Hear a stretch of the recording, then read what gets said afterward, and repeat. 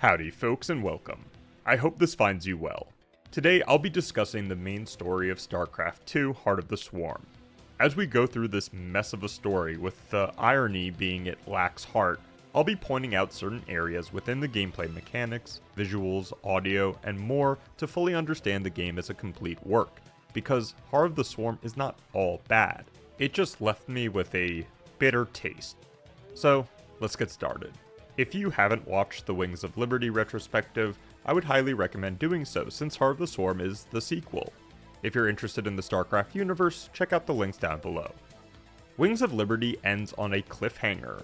Raynor has saved quote-unquote Kerrigan, Tychus is dead by Jimmy's hand, Char apparently is captured by the Dominion, and I was excited to see how Valerian, Jimmy, Sarah, and the crew would devise a plot to destroy Mengsk without Kerrigan's powers. Or maybe new ones. Especially with this amazing opening cinematic, I was hyped.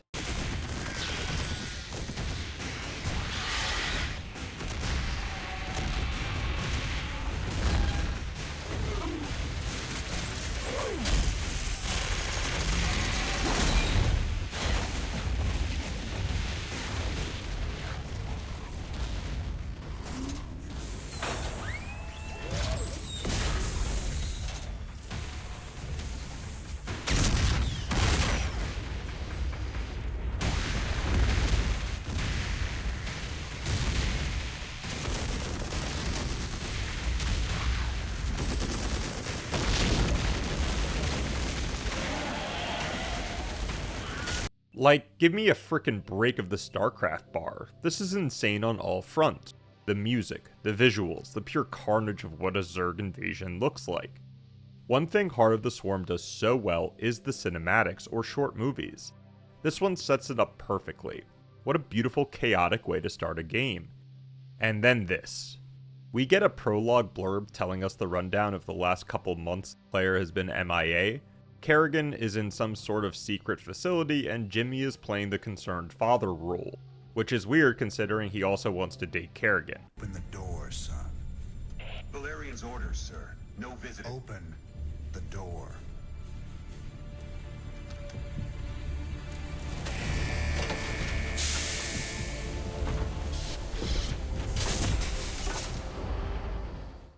I don't know, man. The game changes a lot of the dynamics between Jimmy and Sarah, almost to the point of it happening in between missions. As I said before, the cinematics in this game are beautiful, and I would love to know where Blizzard's department is or what they're working on now. Anyways, this might get confusing, so let's make this straightforward as possible. Before we even play the game, Raynor is anti-revenge, pro-living on the farm with Kerrigan by themselves. Kerrigan is under the impression that if Mengsk lives, that he'll hunt them down for their whole lives, which does seem to be fair. Now, whoever wrote Jimmy, a space rebel that has killed thousands of humans himself, commandeered his own ship against the will of his crew to fly to Char and work for Mengsk's son, I have no idea why he thought he could just fly away. And again, whoever wrote the overarching narrative, folks, you can't control your significant others, or make other people do what you want without any dialogue. Raynor's pissed that he quote-unquote saved Kerrigan, stating he moved heaven and earth to get her back. So, she doesn't owe you anything. Honestly, I understand why Kerrigan wants Mengsk dead, since he was the one that left her on that damn planet.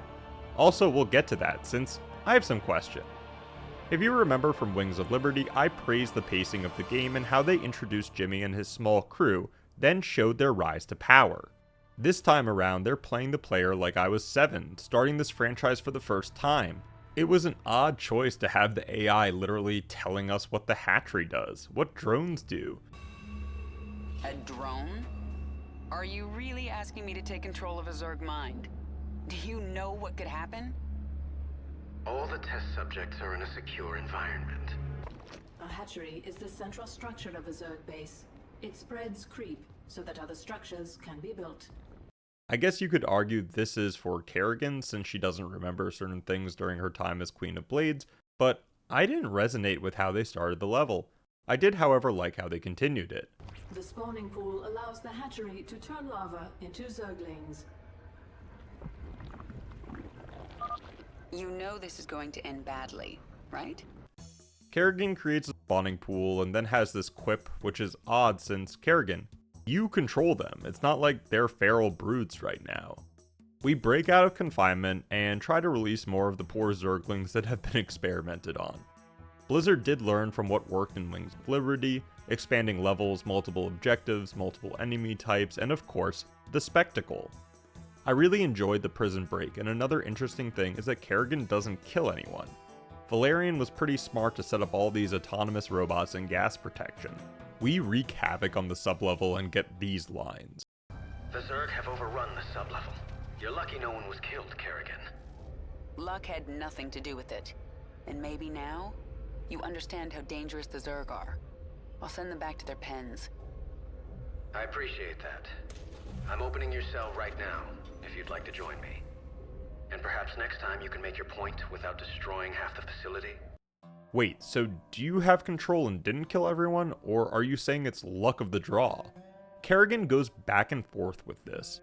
Anyways, Valerian makes the good point of, you can talk about your feelings and not destroy half the lab, which makes sense, and I wish he listened to later on. Plus, I'm sure Daddy's money has dried up now, since he's with bad boy James Raynor. Anyways, it's kind of sad that I'm only 20 minutes into the game, legitimately one mission, and I can already feel the lack of heart.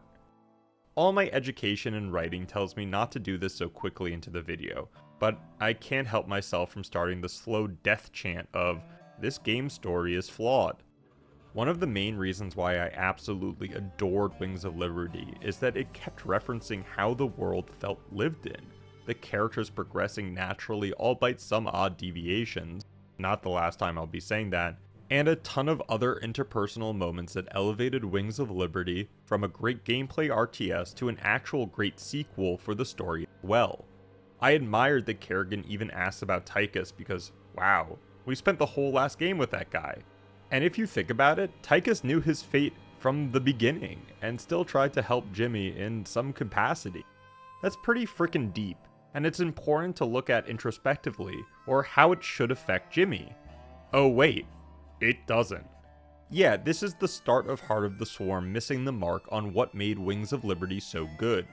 Raynor not even having the slightest tinge of any emotion about shooting Tychus point blank in the head to save a genocidal alien hybrid lunatic on the off chance she would revert back to an already psychologically messed up super assassin is brazen writing to say the least. Or lack of it. I understand it's the start of a game, but this is not a unique release. It's the next expansion, and at least in my mind, an expansion is supposed to expand on things, like the characters and the universe we spent 30 hours in previously. It's also why I don't feel bad about bringing this up now, since I'm pretty sure you know the gist of the story if you're watching the second part to this retrospective series. That's the thesis here. Heart of the Swarm not only does away with the interpersonal connections and character building that worked so beautifully in Wings of Liberty, but it also doubles down on it since it's the people that surround Kerrigan later in the campaign that aren't even human, or even have the capacity to have emotion. We will also talk more about the posse she builds around herself, but good god, I never knew I didn't care about genetic crackhead alien feelings on assimilating DNA strands. It's the only thing they frickin' talk about. It's interesting for the first couple of missions, but I digress. Also, there's a second thesis halfway through about the WoWification of StarCraft, and you'll see more what I mean when we get there. But for now, Heart of the Swarm is not all bad, and one of the things that really blew me away was, again, the cinematics. Warning. Dominion forces in sectors 3, 4, and 6. Sarah.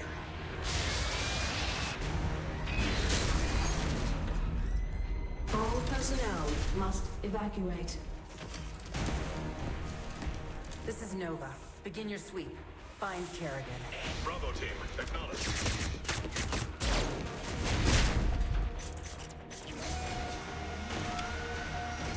I know the cinematics department in Blizzard is like Pixar, but whoever directs these things needs to be acknowledged. Like, not seeing the battle cruisers until the sky is illuminated with the drop pods is a beautiful spectacle. This is a great scene bringing Nova back, showing off the interiors of these labs, and of course how badass Kerrigan is. With this frontal assault on the facility, Kerrigan really realizes that Mengsk wants both of them dead no matter what, and Jimmy literally has not learned a thing about relationships.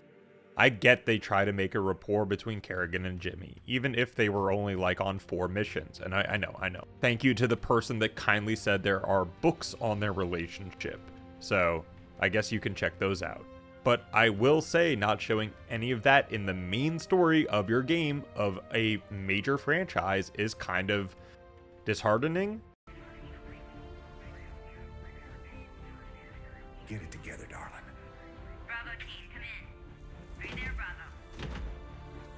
All units to Sector 6. Go, go, go. We gotta go.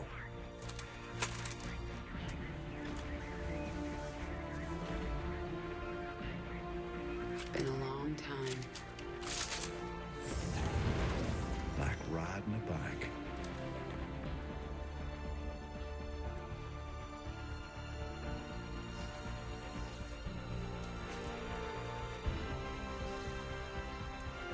Yep. Like riding a bike.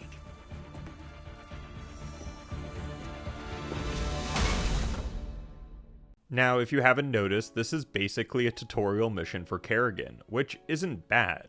I enjoyed learning her spells and it gave me Warcraft 3 vibes. My only question is that this is the second iteration of the game, again. To have a tutorial in what's kind of a DLC or an expansion, I know some younger viewers might not know what an expansion really means, is ludicrous to me. What makes up for it is the visuals that Blizzard pulls off, especially the moving train. I really enjoyed this gameplay having to defend the engines, especially while showing the scale of the lab that they're in. It even reminded me of a certain boss fight. Speaking of boss fight, we get one with the Archangel, and oh boy, of course they get separated. Jim, the Archangel is between us and your shuttle.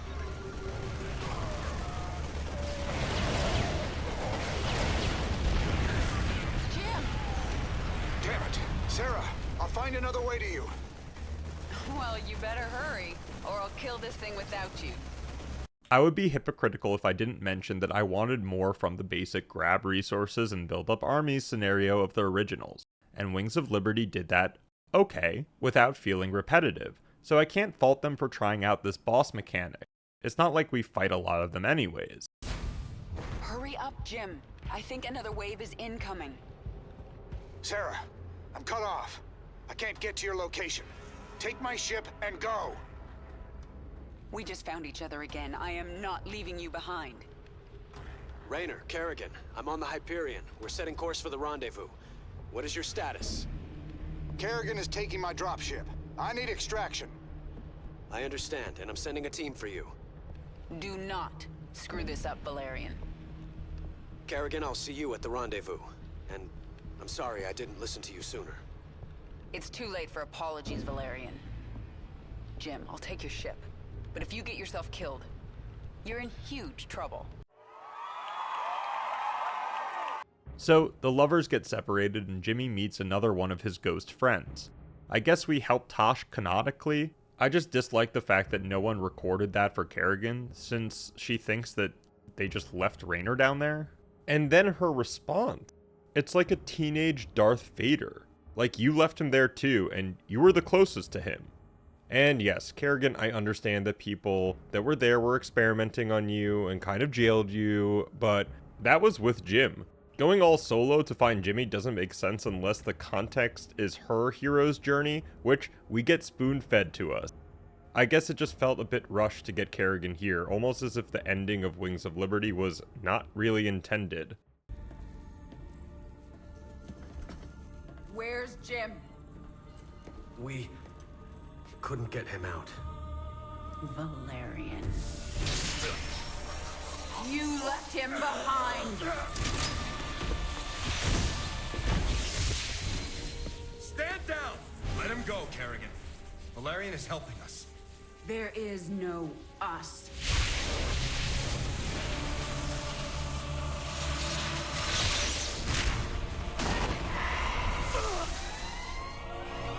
I FF negative. Multiple hostiles inside the perimeter. Scramble attack response squads 3 through 9. Hull breach. Frame 7, deck 3. Defensive maneuver Delta 4. Prep all stations for jump. No one is going anywhere until I see Jim. Shields at 30. Failure imminent. Dominion fleet, this is Hyperion. Cease fire. Crown Prince Valerian is aboard. My father will sacrifice any piece on the chessboard to take the queen.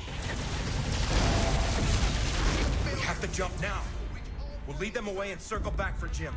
Decompression. Sarah, we need to work together. Do what you want. I'm going to find Jim.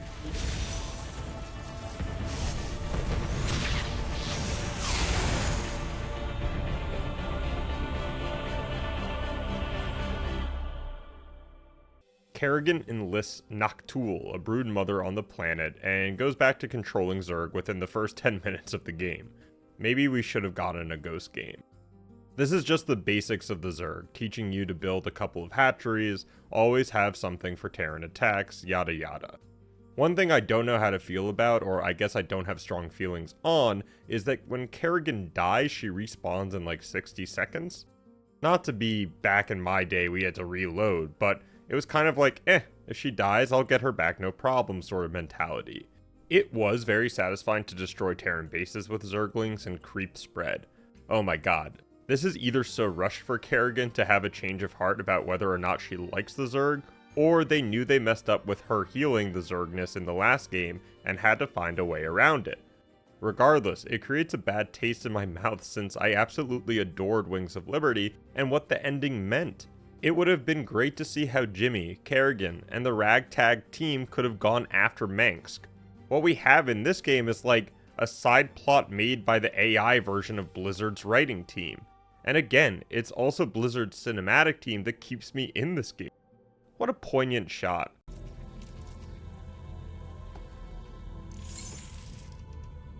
Jim, are you on this frequency? Jim, are you out there?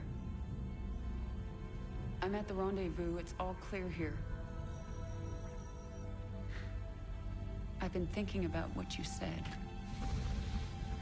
There's something dark in me, Jim. I need you. I need you to hear me right now.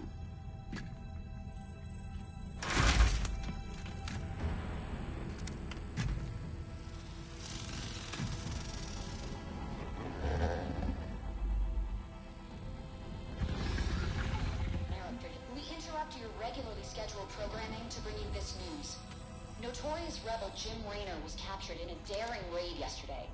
He was briefly interrogated and summarily executed. Emperor Mengsk had this to say. Proud Dominion citizens, at long last our nightmare is over. The lawless terrorist, James Raynor, is dead. With his death comes a new era of peace.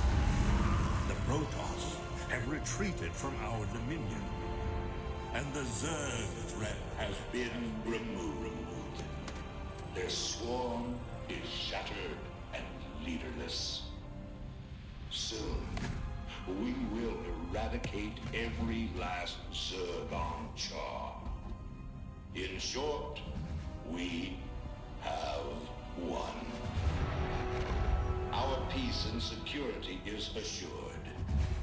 Good night, my faithful subjects. Mengsk. Navigation online. Destination Zerg space. Confirm. Confirmed. Kerrigan is probably reconsidering her doing this solo and the look in her eyes. And then we get this poor baby Zergling hurt its horn. Okay, so Kerrigan, you've worked for Mengsk. Any chance they could be, lying to you? Well, she doesn't think that, and now is determined to go back to her roots. Even after all the dialogue about changing, about her committing genocide, but that's okay since that wasn't really you. Well, we'll see how many people she kills to get to Mansk. Spoiler, it's a lot, and not just humans. Kerrigan travels to Zerg space, which is on the nose. Kerrigan thinks she can just move the swarm willy-nilly, but after she went missing in action, another brood mother has taken up the quest of recreating it. I think that's a great detail, and I love how even without an Overmind or Kerrigan, the Zerg always find a way. So the gameplay loop of Heart of the Swarm is pretty similar to Wings of Liberty. You'll have different planets to explore, which will be upgraded within the Leviathan. We also meet Isha, who is like the Matt Horner to Kerrigan, but without a bad marriage. And then it dawned on me, the ship, the advisors, all are the same, just with a Zerg overlay, which I found kind of disappointing. And going back to the point, not having humans or at least more human-like characters makes me not care like I did with Jimmy, Tychus, Horner, you name it. What are your thoughts on that? It's not like I have it for other games. Maybe it's just so similar to Wings of Liberty I get this way. But like, Abathar's lines are only about DNA from local fauna or extracting from an ancient alien. I mean, that's it. No nuance of DNA strands or the Zerg overexpanding or shrinking DNA pool or something else than we have to assimilate. Anyways, we can make cracklings right off the bat, which I loved, and the 3 mutations between every unit was such a great gameplay change that we have to give them credit where credit is due. The next level is on this ice planet, which has a fun little mechanic of having your units freeze during winter storms. The Protoss are also on this world, and notice that Kerrigan is not as strong as she once was, like when she was murdering millions of Protoss. Anyways, the Protoss want to send off a warning signal, and we have to destroy some 5G towers. Unfortunately, for some reason, my footage got corrupted, so we're going to skip to the next mission. This corruption happened 3 times during my filming of the campaign, and I will let you know what happens during those corrupted times. Just know the Protoss were not able to send a signal. Our next mission, Shoot the Messenger, is all about not letting this goddamn Protoss send a message. Physically. Just like the Great Train Robbery, I knew they would add some additional routes. If the other missions didn't have you moving creep around like it's a minigame in RuneScape, this mission will definitely make you. Creep for the Zerg is all around the best thing, and honestly, fighting off creep doesn't make sense, unless you're really rushing. Not only do your Hydralisks get speed bonuses from being on creep, I also believe they shoot faster, which against Void Rays and other Protoss ships is very useful. Plus, you get to paint the map purple, which is always satisfying. And props again to Blizzard for making these Protoss shuttles. I'm pretty sure they are a new asset, and I love to see that. Also, I noticed the maps in Heart of the Swarm felt bigger. If someone can confirm or deny this, I'd love to hear it, since I truly felt like the maps had more to do in them. Plus, the expansion of the maps seemed like they had found something within the game engine to maximize this. Anyways, we fight through the Protoss with a huge mass of Hydralisks, which just brings me back to the good old days. We finished the last conduit, and Kerrigan has completely turned into supervillain number 1 again, which, Christ almighty, I understand you love James, but dude, you're responsible now. All I'm saying. Nothing is done until they are all dead. This line Kerrigan delivers next, though, hit hard, even if Blizzard play up the Zerg don't understand feeling shtick. But there is something underneath it. I do not understand. It's pain, Isha. Sometimes even my hatred can't shield me from memories. Of an enemy who damaged you? No. Memories of better times. Of a friend now lost. Wait, friend? Damn, Jimmy, that was a friend kiss. So this is one of the better parts of the game. Kerrigan's abilities, and holy buckaroo bonsai, they get wild. For now, Kerrigan interrogates a Protoss hostage, and Isha explains that the Protoss mothership is on the other side of the planet. We also have evolution missions, which I thought were pretty good, for the fact that they added something tangible to the player's options, and some interesting Abathar dialogue, which ideologically goes against what Kerrigan was just talking about. So for the Zerg DNA guru, pain is irrelevant, since they die and I guess come back to live in the hive mind style. Anyways, that's not what happens to Kerrigan. Well, it is, since you respawn after 60 seconds, but I'm assuming if she dies, she doesn't get put back into the biomass of the swarm. It's a beautiful thing about humans. Our memories, actions, voice are all unique to us. That finality of life, it's what makes life so special. We only get one chance at it. For the Zerg, I get it. You can't cry over some broken Zergling egg. It will be interesting to see where Kerrigan goes with this, since she does have a choice. Be responsible for what she has done and remember the pain, or does she want to again inject Queen of Blades into her system and scoff it all off? What is that sound?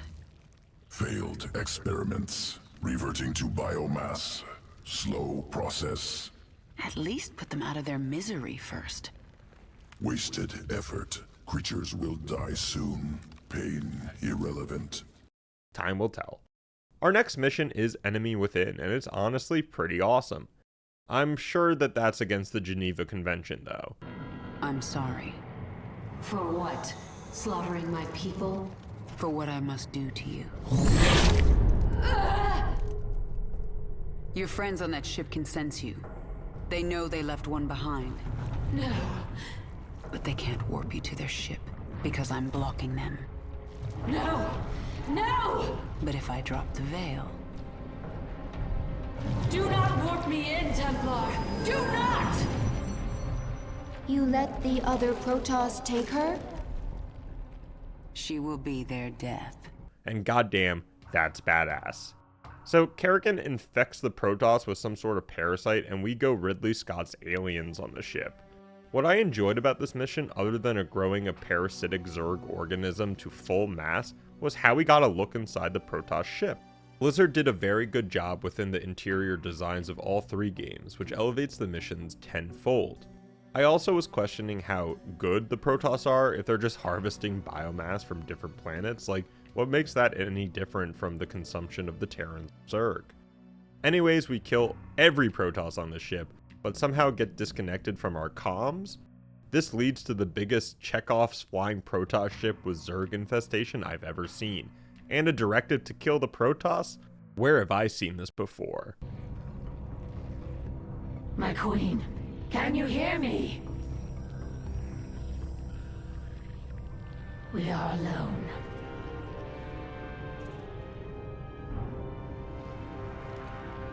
The Queen of Blades has given us one purpose: to destroy the Protoss. We will be prepared. We will serve again. We get a roach evolution that makes tiny roaches, or what seem to be the critters from the air unit that I'm blanking on the name of, and refuse to look it up because I am stubborn. I enjoy that the Zergling that calmed Kerrigan down after Jimmy died is still with her. Damn, even an anime would be sick in this universe. Like, holy shit, that's awesome.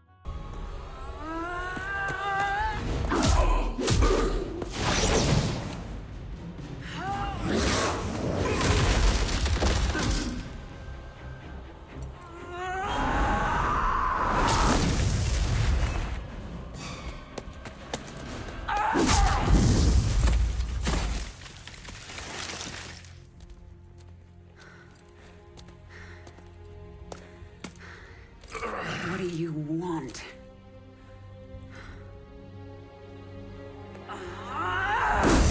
Believe. Kerrigan, I have been to the beginning. Behold, Xeris, birthplace of the Zerg. So, Zeratul has discovered the birthplace of the Zerg, and also mentions a dark god with nefarious doing. I guess he is insinuating that Kerrigan needs to evolve herself for some reason, since Zeratul not in the loop about Kerrigan's mental health spiraling, and her quest to kill off all the Protoss and Menks. I don't know, man, but that prophecy is really hitting him hard. To the point where he says Kerrigan's want for revenge is actually a good catalyst, which is wild. Kerrigan literally says, "I'm not going to be a pawn for your plans," and then in front of our eyes 3 seconds later goes, "Okay, I guess I'll evolve if it's for revenge." My need to see Menks dead called me here. These Zerg will help me destroy Korhal. You must let Xeris remake you, Kerrigan. The final war nears, and there is little time. I don't have to do a damn thing. I will not be a pawn in your prophecies. But you will do anything to have your revenge. Anything. Then that is enough. Revenge, prophecy, love, whatever you're calling it, you're still making the same action, lady. Regardless, Kerrigan senses some ancient creature, and Zeratul comes in with a history lesson about how she'll need to awaken and gain its power. Unfortunately, the primal Zerg are disturbed by our presence, and Zeratul pieces out into the void. And I know I'm slapping this game's story around a lot, but how did it get greenlit that the story deals Jimmy away in the first mission, and we see Zeratul once? Like, these are your main characters alongside Kerrigan. Why in God's name would you exchange those characters or the other minor ones with these Zerg advisors that have an emotional capacity of a barnyard post? They're in a state of constant evolution. They don't die. Until they are killed by another primal. So this mission is gaining biomass. Yeah, get used to it. We have to feed this ancient fuck so it will wake up. It was sort of like the Thorazine mission in Wings of Liberty where you had to collect the gas. I applaud Blizzard for adding the Primal Zerg, which are a cool enemy, and most importantly for playing through all these games close together, a new enemy. With the last piece of biomass being fed to the Ancient One, he has reawakened.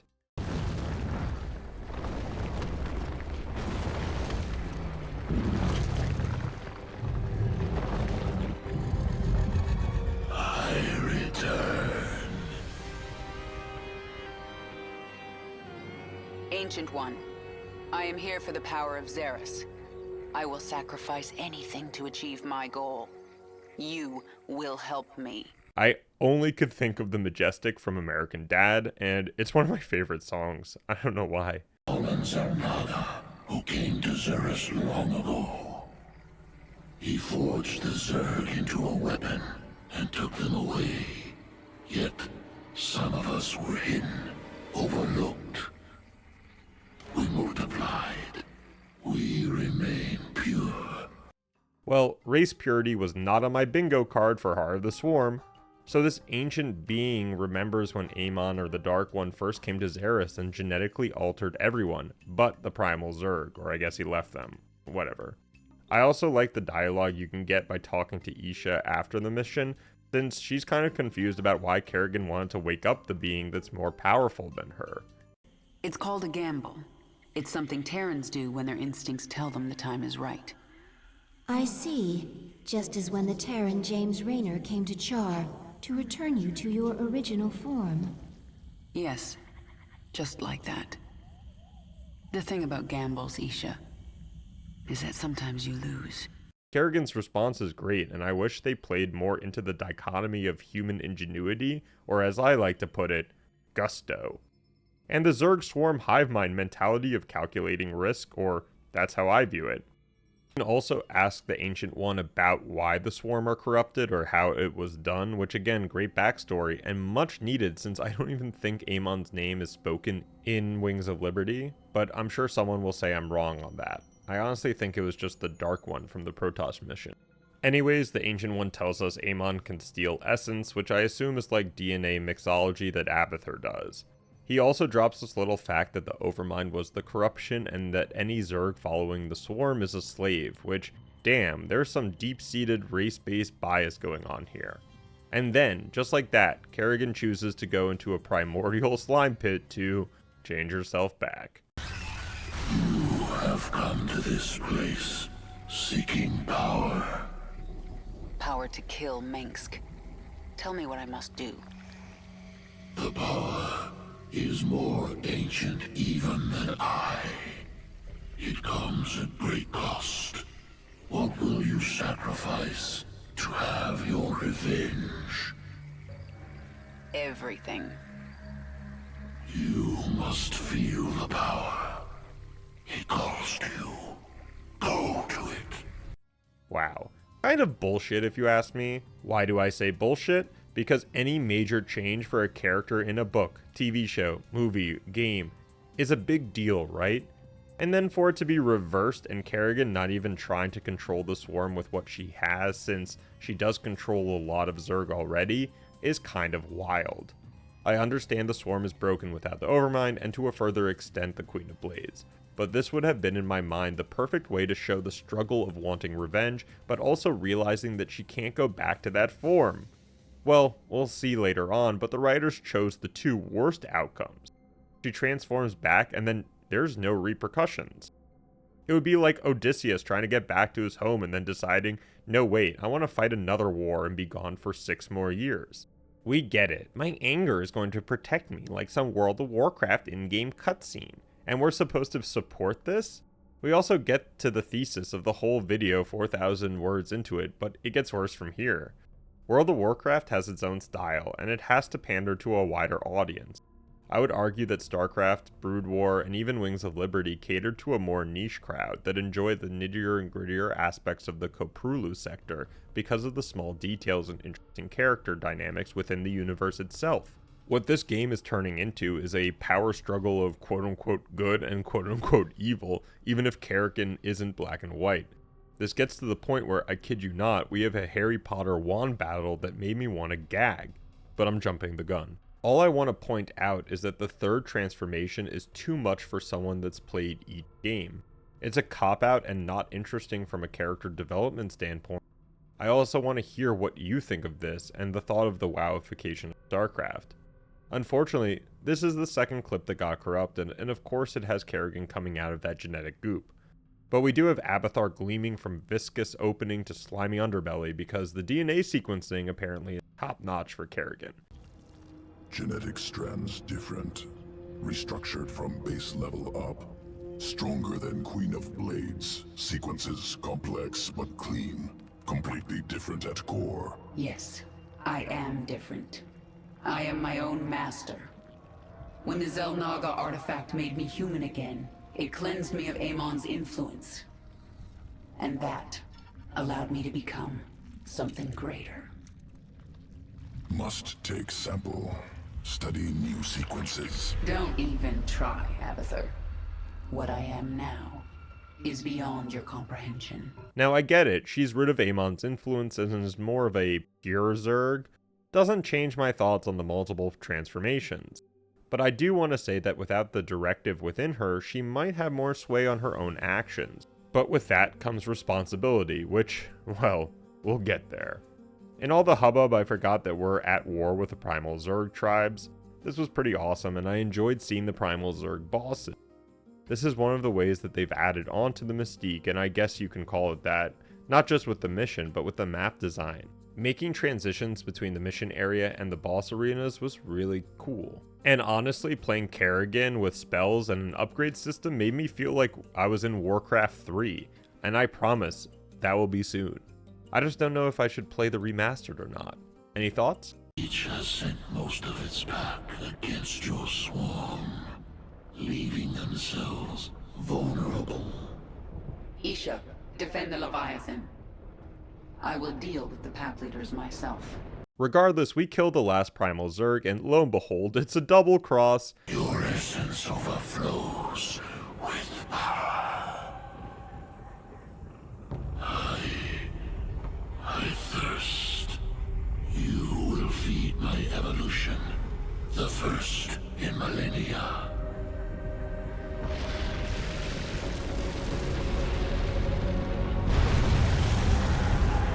I wondered when you would make your move.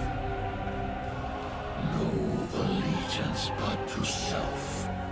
Kill or be killed. You know this. Of course. One will be consumed and become something greater than either. This is the heritage of the Zerg. Now, tell me this doesn't look like the boss fight in Act 2 of Diablo 3. I could not believe it, but what the fuck, right? Even though I did enjoy the RTS aspect of microing my troops.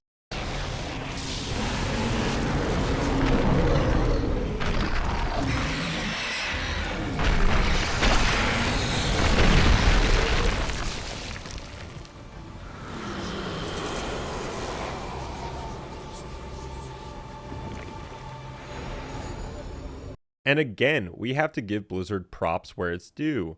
Hearing that a full new column of abilities and powers have been unlocked after turning Primal Zerg was awesome. The full essence of the Primal Pack Leaders has awakened a new column and many abilities. As new tiers of abilities continue to awaken, You will gain abilities in this third column as well. You have the visual, the auditory, and then you see what the hell you actually got, and oh man, you can spawn a freaking Leviathan?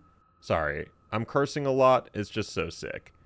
So Kerrigan wants to turn the page on her version of the Zerg, not to be controlled by anyone, yada yada. Okay, well, what was your justification for transforming? Your revenge? Let's be real here, you're being controlled by your emotions. So, as a main character that we're playing, let's be real with the player. And I can already foresee some smooth brain going, it's because she's a woman. Screw that. Kerrigan's a fictional character written by a team of people, and they failed the biggest thing for a character-driven journey, which I would argue Heart of the Swarm is. Kerrigan's motivation. This is the problem with not having any other humans to interact with. We can't hear what Kerrigan is thinking, and therefore we don't hear any pushback for her actions, or any insight into what she's thinking. It's all, Abathar, don't you dare, Isha, you don't understand pain. It's surface level. Where is the back and forth within Kerrigan about if she's choosing the right path?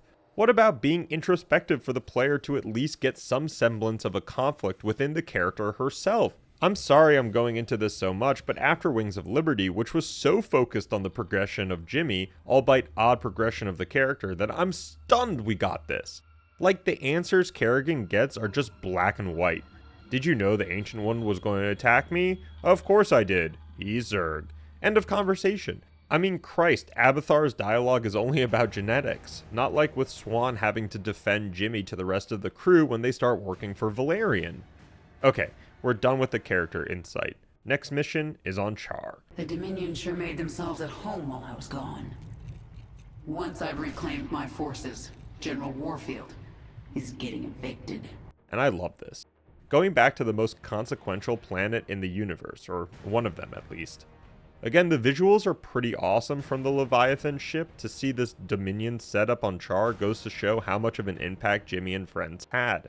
And Terrans aren't the only thing still living on Char. Turns out another broodmother has survived and is doing her own sort of evolution dance. Our next mission involves collecting eggs, and as my focus shifted to the WoWification of this franchise, seeing collected 0 out of 100 of anything sends me back to my questing days. I did enjoy the concept of Zagara, the broodmother, and Kerrigan running around collecting eggs, plus having the infested Terran as part of Zagara's brood was a neat detail and just goes to show how deadly fighting the Zerg can be. I mean, Christ, they're still kind of sentient. Poor people. With Cracklings and our newfound Banelings, this was a quick level, and starts another WoW narrative. The Subservient Servant. Do you know why I beat you in battle? You were stronger than I. No. Faster then. No. Do not toy with me, my queen. Tell me your secret. Talk to Abathar in the evolution pit. He will tell me? He will change you. Go. I get why Kerrigan spares her life, but how many times does Zagara need to say she's envious of Kerrigan? Especially right after the Ancient One tries to kill her, I just don't get it. Like, Kerrigan, you just had a conversation with Dahaka about Zerg on Zerg violence being the norm. Later on, she does have a line about wanting Zagara to succeed her in case anything happens, but like, I don't really buy that. So again, we get the same 3 lines. Zerg strong, strong by force, strongest Zerg equals leader. Terran have essence? No, they stupid. Go evolve. At a certain point, it just gets so reused and stale that this is the moment I had a hard time not just eviscerating every last detail of this game. But it does get slightly better. The next mission is Fire in the Sky, and the phrase Bone Trench is iconic. I enjoyed this level for 2 reasons. Any slow-moving frontal assault with pushing creep, especially after choosing Kerrigan's passive before the mission, and the fact that we get to take down Gorgon battlecruisers was such a joy. Awaken. Annihilate that Gorgon.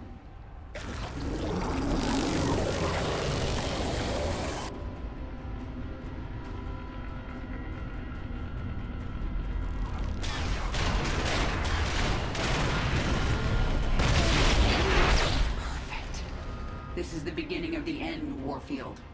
It made me forget whatever sitcom flashback missions we just had on Xeris.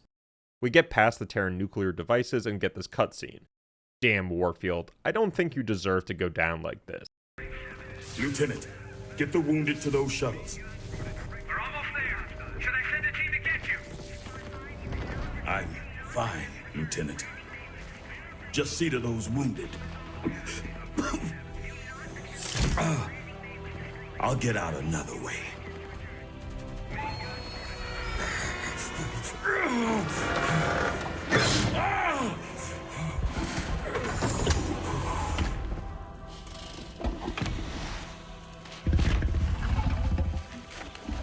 General, there's too many Zerg. We're not gonna make it.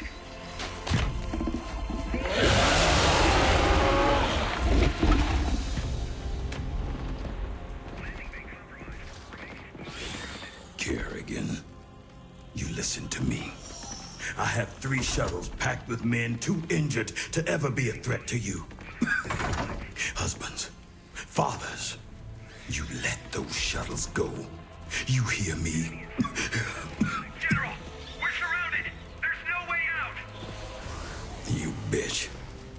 You're not even human anymore. You betrayed us all. For what? Petty revenge? How many innocents have you killed? How many more have to die? What if Raina could see you right now?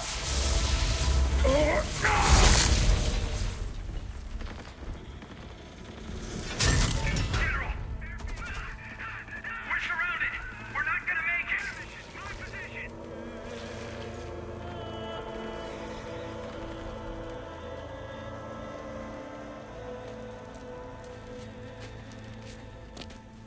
General, the Zerg pulled back. It's a miracle. We're going to make it. General! General!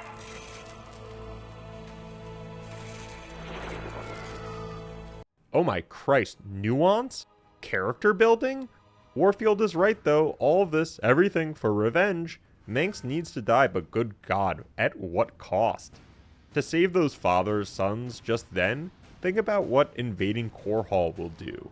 Kerrigan? Kerrigan? And unfortunately, a portion of the 20-minute video was corrupted. This is the last time for the retrospective, and I'll be looking into the issue after completing the video. My sincerest apologies. What we miss is an old friend coming back from the dead, Stukov, which I was not expecting such a deep cut, and Manx informing Kerrigan that he's a dirty little liar. Now, you'll do exactly as I tell you if you care at all about Jim Raynor. Yes, he's alive. So you'll keep your swarm away from Core Hall and away from me, or he dies. That man sacrificed everything to give you back your humanity, and you threw it away. Oh, he must be disgusted by you. Why, he'd be first in line to kill you. Also, in the thought of re-recording, which for only 15 minutes of footage I declined to do, I discovered that the story was not as linear as I thought, or a small detail of Kerrigan's transformation on Xeris, which doesn't have to happen before Char. It's interesting to see how Warfield reacts to Kerrigan without her Queen of Blades version 2 online. Anyways, let's get back to where we were. So, Manx tells Kerrigan Jimmy is alive just for the fact that she won't attack Core Hall and jeopardize his life, which I think was kind of a smart move since he is playing to her more human side, even with him calling her a monster like 18 times. Stukov, if you remember, was betrayed by Duran, one of Amon's followers in Brood War, and is now an infested Terran, but with a mind sort of intact. He explains that it's not just because he wants to kill off the hybrid movement, but that he was kept as an experiment by the Dominion, which also seems to check out. This was a great sequence of level design. The fact that we were assaulting a huge medical facility from the top down had a great visual aesthetic, and the gameplay matched exactly how I would think a Zerg invasion would be. No hatcheries, no buildings, just straight infestation. And then we get exactly a hatchery and everything like usual, which, okay, they could have just gone deep into the infestation sprawl, but whatever. The Dominion can release this gas to kill off the infested, even though we're literally outside, but again, small. I will say watching the map with all the infested Terran marching onto the entrance was a sweet visual. Mineral field depleted.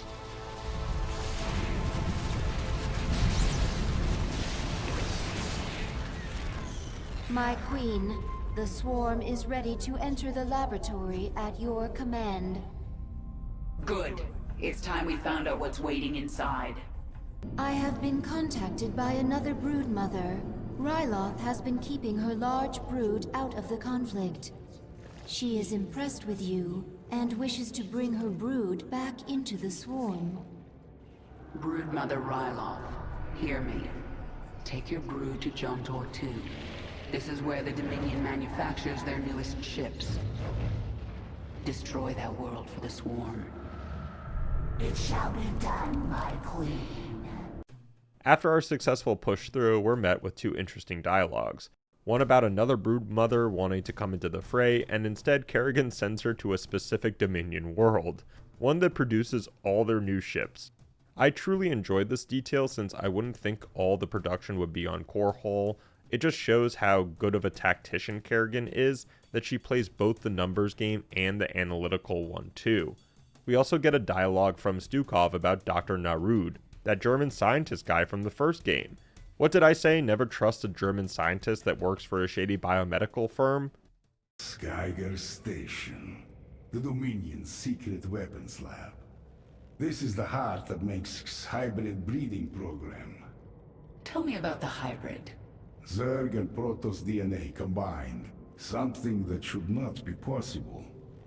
And these creatures will follow Mengsk's orders? He believes they will. I am not so sure. Stukov informs us that Dr. Narud isn't human at all, but an ancient shapeshifter that had worked for Amon, or still does, and that he will be the most powerful enemy Kerrigan has ever faced. Which is wild to say. The next mission has us infiltrating the facility and seeing the hybrids awakening, which is not a good thing since they have some life-drained function against our girl. You can hear it in her voice. She's worried. Waking up. What's happening to you? It's attacking me psionically, draining me. Stay strong. You must kill the hybrid or we are all doomed. Again, we have to applaud the details in these levels. I love that there are shadows since we're within the facility, but we also destroyed a lot of the ceiling in the initial assault, plus all the medical projections of the hybrid bodies, and you realize they've been doing this for some time. Plus, these hybrids do not mess around, and will storm your whole army into oblivion. With due diligence, we eliminate the hybrids and go even deeper into the lab. We get a quick dialogue between Stukov and Kerrigan, again talking about Narud and his plan of bringing back Amon from death, since they use the word resurrect. And this is when I felt the paradigm shift change, and we go full World of StarCraft, which I kind of would play, but not this. Narud is an ancient creature of vast power. He waits for you in the bowels of this place. One of you will die. Make sure it's that son of a bitch.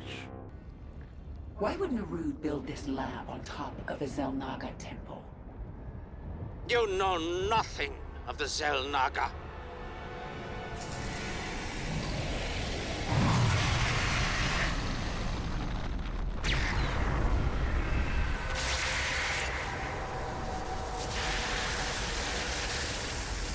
Narud is driving a null zone towards you. It will kill you on contact. Narud as a character is less set up than Duran was in Brood War. Yes, he was in Wings of Liberty for like a smidgen of time, but when you see what he becomes in the next level, you'll understand my questioning. Our next mission starts with us finding that the Tal'Darim are in the facility, the Protoss that went with Amon during the whole Civil War strife thing thousands and thousands of years ago. Just think of them as actual zealots to Amon's cause. All good, you say, and then this. I mean, didn't they do this in World of Warcraft?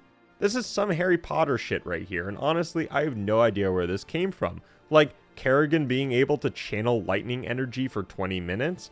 It seems so out of the blue that it took me out of the mission.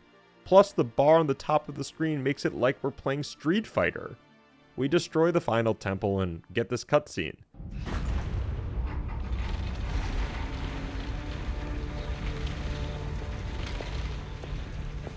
Face me, Narud.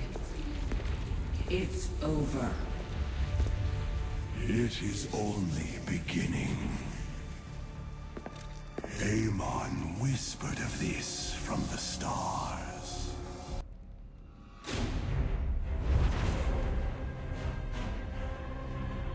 No. Sarah.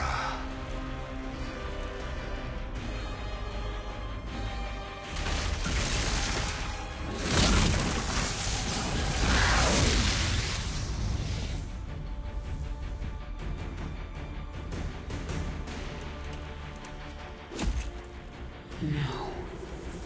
You're not him.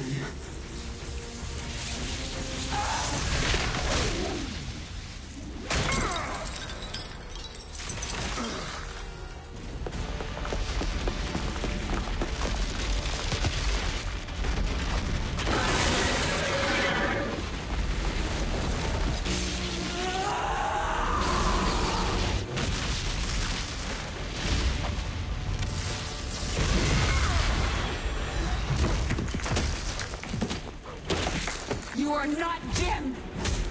You are nothing! I'm everything you lost.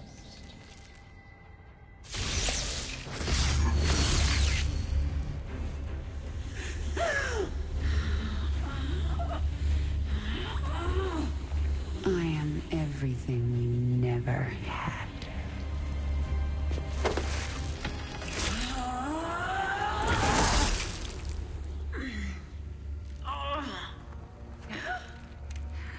You've already lost.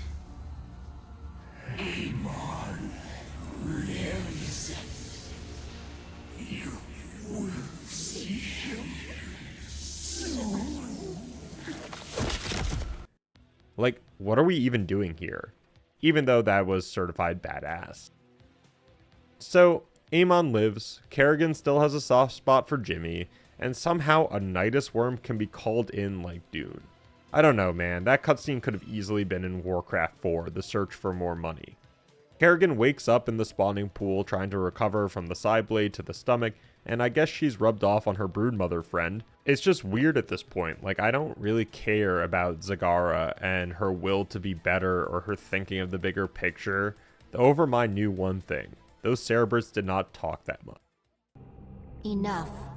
She is healing, but she must rest now. Anyways, with the information that Jimmy is still alive somewhere, but without any technology on board a ship that's a living organism, we have to call in some help. So another callback to Wings of Liberty. For a one mission side character and Horner's ex-wife, interesting. To find out where Jimmy is, we need to get the guy who hacked into the old Confederate AI, but he's still being held by Mira Han, who isn't the best communicator. Mira Han, this is Prince Valerian. Do you read me? Of course I do, Princess. I know you're working with Matthew. Put him on, please. You forget yourself, mercenary. Hello, Mira. Matthew, you never write, you never call. It's almost like you don't care. I'm here to ask for your help. You've got Colonel Orlin and we need him. I kind of like this 180, not only playing as Terran again, but having this sort of old school level with the Hyperion. Something about spaceships in space works. Who knew? We also encountered the Kelmorian Mining Company, which, if you know anything about the lore of StarCraft, was a great little add-on. And then we get this quick scene where Kerrigan literally sends out the remaining broodmothers on a quest to murder whole entire worlds. I'm sorry, what? Broodmother Noctul has contacted us. She speaks for the remaining broodmothers, not under your control. They feel your power, and they wish to return to the swarm. Broodmothers, hear me. I am sending you the location of our enemies across the sector. Destroy them. Burn their strongholds in my name. Then, you shall be one with the swarm. We shall do this, my queen. I get you're against the Dominion, but she literally goes carte blanche on humans again, while not being under the influence of the Overmind. And she knows Raynor is alive, so how do you think he's going to react when he finds out what you've done, especially going back to the Queen of Blades? and you're genocidal. Alright, also a neat detail of the Hyperion coming into the Leviathan's orbit. Holy moly, how big is this thing? And Kerrigan has the audacity to say, "Don't hurt Terrans." Like, girl, you initiated back into the Brood. You ordered your queens to destroy planets. What are you talking about? Now, you know you've messed up as a writer when a character that's only had 10 minutes of screen time between Wings of Liberty and this game has more depth and character arc than your main character. The way Valerian calmly stands his ground to Kerrigan is fantastic. It's a great juxtaposition from his father and how he deals with her. Kerrigan. You're already in over your head. Don't make it worse. If the Dominion sense our intrusion, they'll move Jim or kill him. I am not going to risk failure because you are impatient. So save your threats. You've done some growing up since Umoja. Zerg are not the only ones who adapt. Very well. I will wait for your expert to do his work. We wait patiently and get rewarded by the information that Jimmy is in fact alive, but in a special space jail that teleports every 5 minutes or something, making it horribly hard to find. But this space station or jail needs to resupply at some point, and with our luck, they have to do that tomorrow for 32 minutes. For 32 minutes tomorrow. Atlas will send a tanker out to the Moros, but when the fueling's done, it's gone. Our associate Tosh volunteered to infiltrate. No, you've done your part. I'll handle this myself. Be careful, Kerrigan. This place makes New Folsom look like a nursery.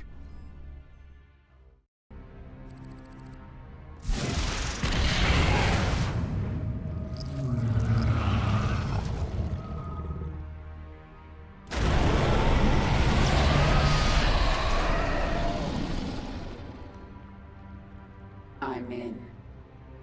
Our sensors are tracking you. I'll relay any tactical information I can. Be careful, Kerrigan.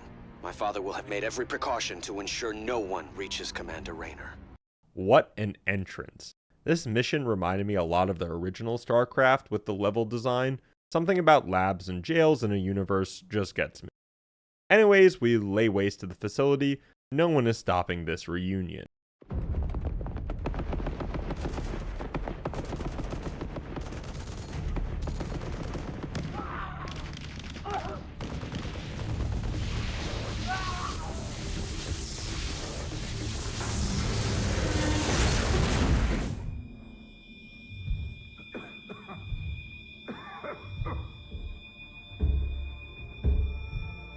Sarah?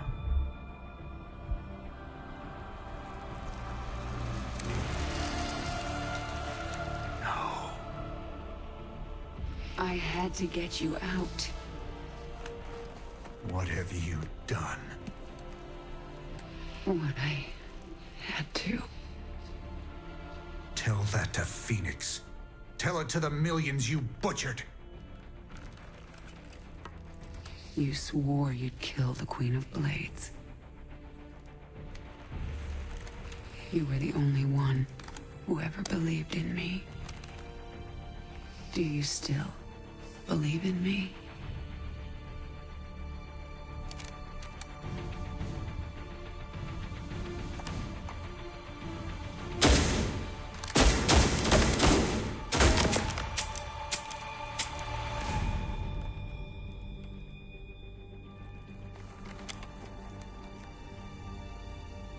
I love you, Jim. Never forget it. We're done.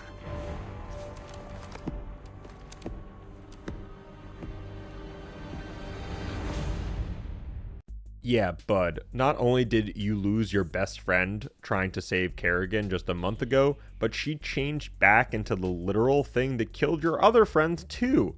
But now she has a head on her shoulders. Okay, freeze frame, folks. Kerrigan, unironically, after calling for Terran worlds to be obliterated so the Dominion can stop making ships and whatever the hell was happening on other planets, goes, "I always loved you, Jim. Give me a break." First of all, if you actually loved the person, you would have mourned their loss like a human you were turned into, and taken the pain and maybe, just maybe, done something good with it. Instead, you murder so many organic things after what, a day of Kerrigan thinking he's dead? What kind of legacy for Raynor would that have been if he actually had died? Secondly, folks, love bombing after the other person sacrifices so much for you and technically speaking, she throws it in Rainer's face in so many ways is kind of gaslighting and pretty messed up. Sorry we're getting to dating 101, but goodness me, who wrote this? And remember, Rainer says, we're done. Let's see how long that lasts. I'm going to Core Hall. It's time. Why are you telling us this, Kerrigan? There will be ruin, destruction. Millions can die amid the chaos.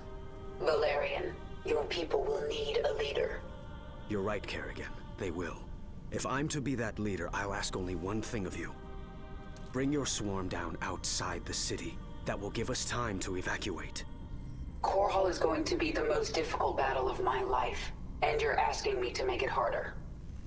I am. I was wrong about you, Valerian. You're not like your father. I'll give you your chance. Make the most of it. Kerrigan and Valerian have some words about what a new world order would look like under him and if he's okay with Daddy getting offed, which I would guess so since Manx has also tried to kill his own son. And again, Valerian shines. Not only does he understand that his father is an authoritarian ruler, but that he will need to pick up the Empire from the ashes of this assault. With good thinking and again, a diplomatic tongue gets Kerrigan to agree to start the assault outside the city, giving everyone more time to evacuate. See, that's good writing. That the son of the evil emperor has a heart, knows that he won't save everyone, but will damn sure try. I hope he doesn't change that much in the next game, because I have no recollection. And now, something that I've wanted since Kerrigan was left on Tarsonis. The final assault on Core Hall. My queen, your Leviathans are in position.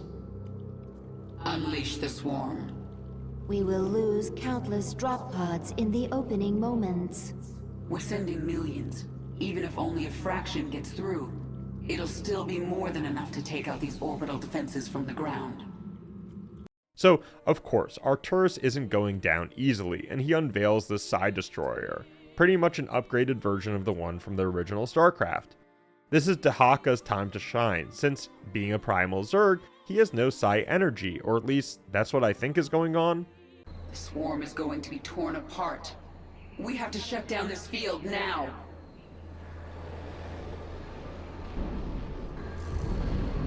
Dahaka, this is the central hub of the Side Destroyer.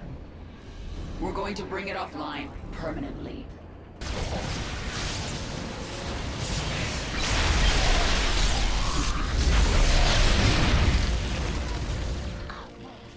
We've done it. The Side Destroyer is finished.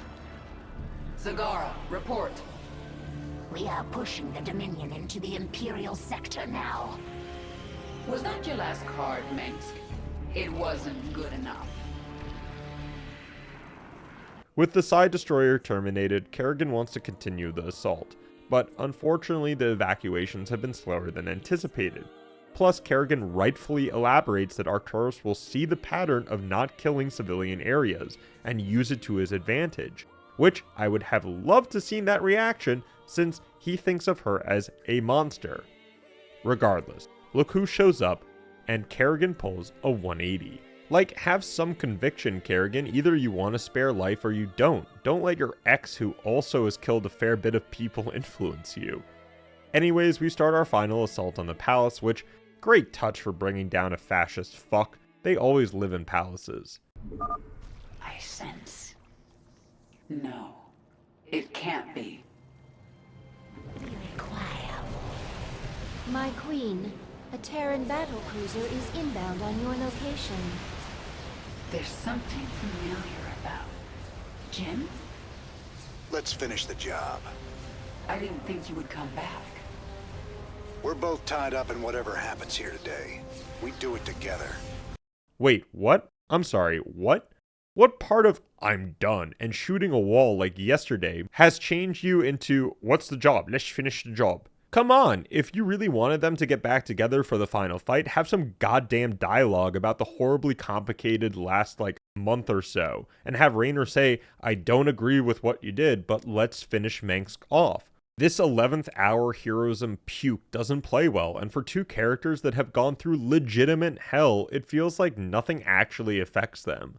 Wings of Liberty, Raynor is affected by the events around him, but now we're here.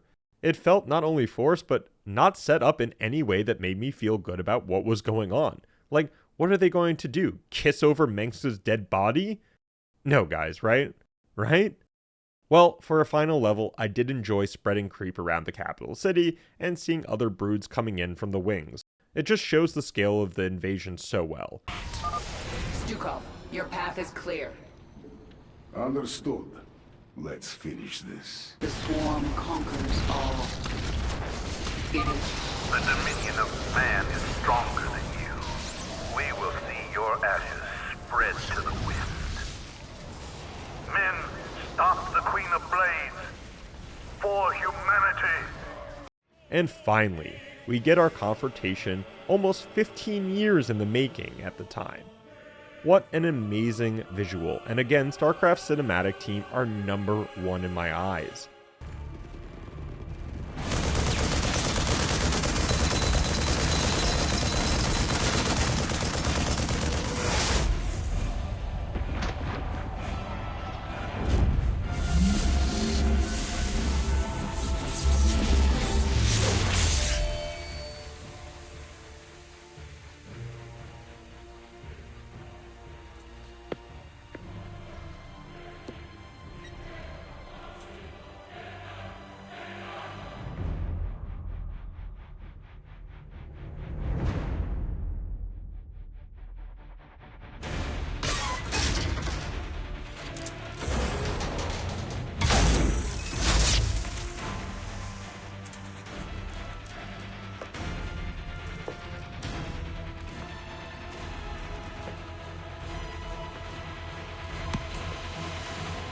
Hello, Kerrigan.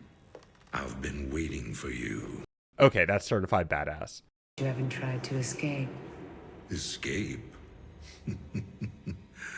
My dear, I'm afraid you've got it all wrong.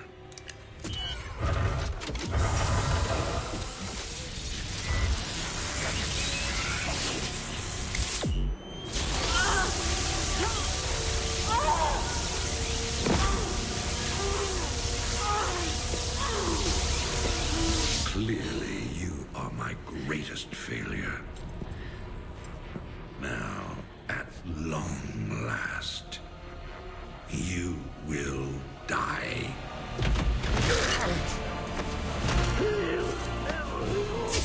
Change of plans.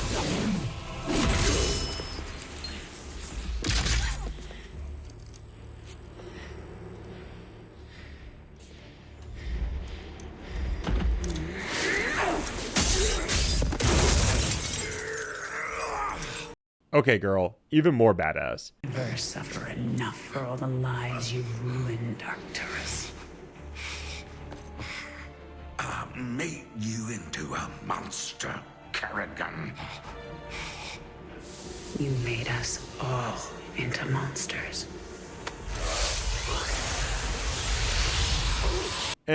Kerrigan, you're calling the kettle black. And wow, that was immensely satisfying.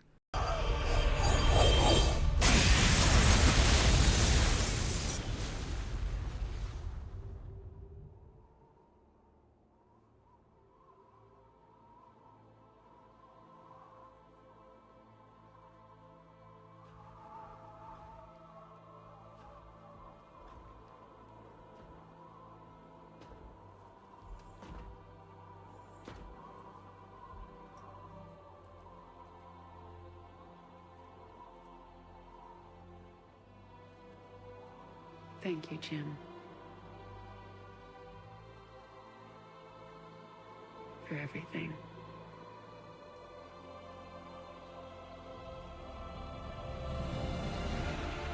My pleasure, darling.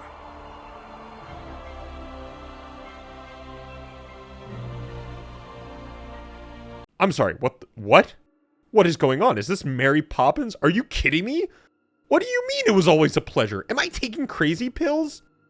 Also, Manx, your mortal enemy for all this time, and you don't even have a beer or something to celebrate, you just leave?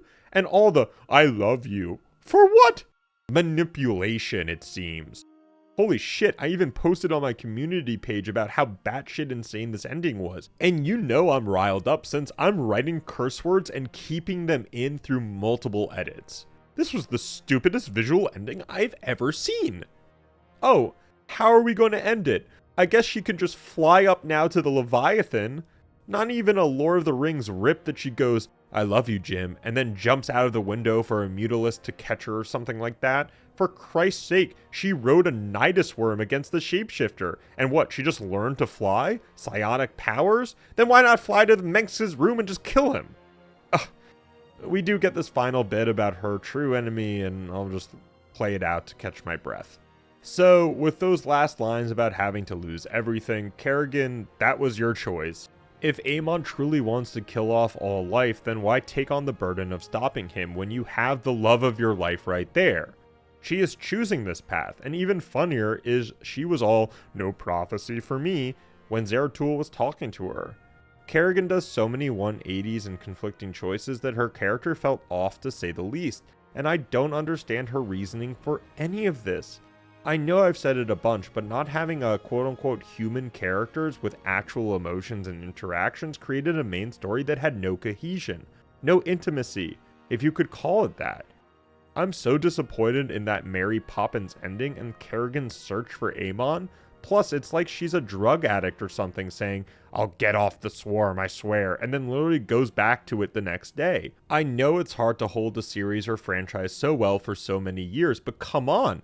This felt like they didn't know where to go with the game's story, and I hope to Christ it comes back tighter for the third installment. Anyways, wow, this is probably going to be a very long retrospective, and I dislike it probably because I felt like I criticized the game more than others, but I always am honest. I also know how much work and dedication it takes for games like these, and I thank the people who took their time and energy to produce this, even with its various ailments. Anyways, I'd love to hear your thoughts on the game, what you enjoyed, and what you feel didn't hit the mark. I look forward to talking about Legacy of the Void soon, and I truly appreciate you. As always, see you next time.